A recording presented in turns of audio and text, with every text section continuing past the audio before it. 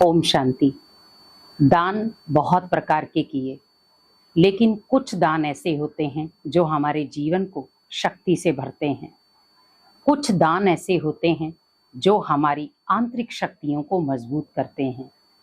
क्योंकि दान आज व्यक्ति हर प्रकार से कर रहा है, लेकिन कोई ऐसा दान नहीं जिसमें मैंपन हो, मैंने किया, मैं ही कर सकता हूँ। क्योंकि जिस दान में दिखावा आ जाता है वो दान विफल हो जाता है।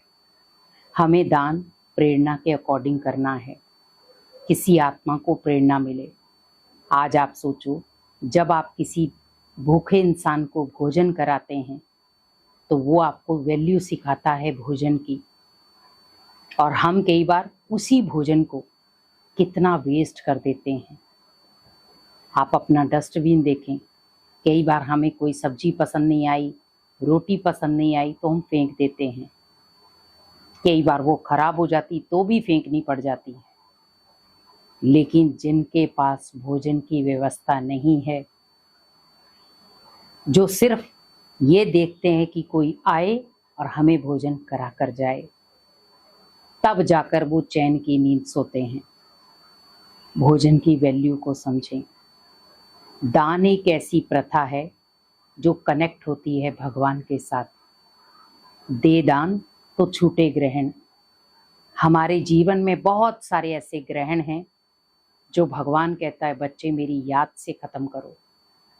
और जब हम भगवान की याद में होते हैं तो हमारे जीवन में जो भी पाप कर्म है वो नष्ट होते हैं। हम दान करते हैं, उससे भी बहुत सारी व्याधियां खत्म होती हैं।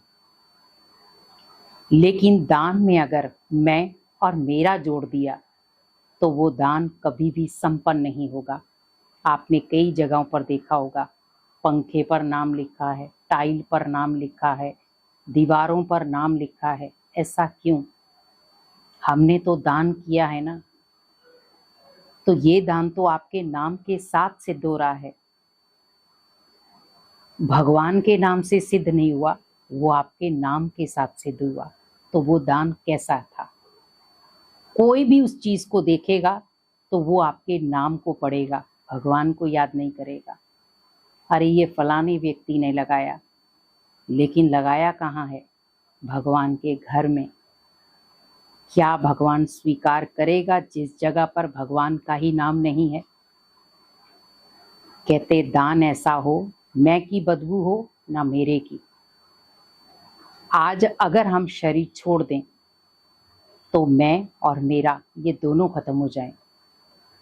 लेकिन शरीर के अंदर आत्मा है तो मैं आत्मा भी हूं और मेरा ये शरीर भी है। तो वैल्यू तब तक है जब तक इसके अंदर आत्मा है। तो दान की भी वैल्यू तब तक है जब तक वो भगवान से कनेक्टेड है। तो हमें ऐसा कोई कार्य नहीं करना है जो भगवान के विरुद्ध हो। भगवान हमेशा कहते हैं कि ग्रहण तब छूटेगा जब दान में मैं और मेरा पन्ना आए। दान ऐसा हो जो एक हाथ से करें, दूसरे को पता ना चले। दान ऐसा हो जो अनेक दुखी, अशांत या पीड़ा वाली व्यक्तियों के चेहरे पर मुस्कान आ जाए। हम कोई ऐसा दान तो नहीं कर रहे जहां पर हम भगवान को भी एहसान जता रहे हैं कि भगवान देखो मैंने कितना दान किया, अब आपको इसका रिटर्न तो देना पड़ेगा। भगवान कई बार देता भी है, आप देते हैं तो वो मजबूर है आपको देने के लिए। लेकिन भगवान कहते बच्चे, जो मैं तुझे रिटर्न में दे रहा हूं वो उसमें बरकत नहीं होगी। और कई बार आपने देखा होगा, या तो वो कोर्ट कचहरियों में लग जाता है, या वो बीमारियों में लग जाता है, या वो गलत खर्च में चला जाता है। तो हमें दान कुछ ऐसा करना है जहां अनेक आत्माओं की शक्तियां जुड़ी हों, दुआएं जुड़ी हों, बल जुड़ा हो। दुआएं सुरक्षा कवच हैं और दान भी हमारे जीवन का सुरक्षा कवच है। सबसे बड़ी महान पूंजी है। लेकिन अगर उस पूंजी को ही मैंने व्यर्थ गवा दिया तो सोचिए वो दान किस काम का, जहां पर मैंने मैंपन का टैग लगा दिया। जो 24 घंटे मेरे साथ शरीर रहता है, क्या उसे मैं कह सकता हूं ये मेरा है? अचानक हार्ट अटैक आया, आप डॉक्टर से भी पूछ नहीं पाएंगे, घर वालों से भी पूछ नहीं पाएंगे, बैठे बैठे खत्म। 35 साल का था, 40 साल का था, 60 साल का व्यक्ति था, चेयर पर बैठा था, हार्ट अटैक आया, खत्म, साइलेंट अटैक। किसी से क्या परमिशन ली? कुछ कर पाया? नहीं। तो क्या है मेरा? कुछ भी नहीं।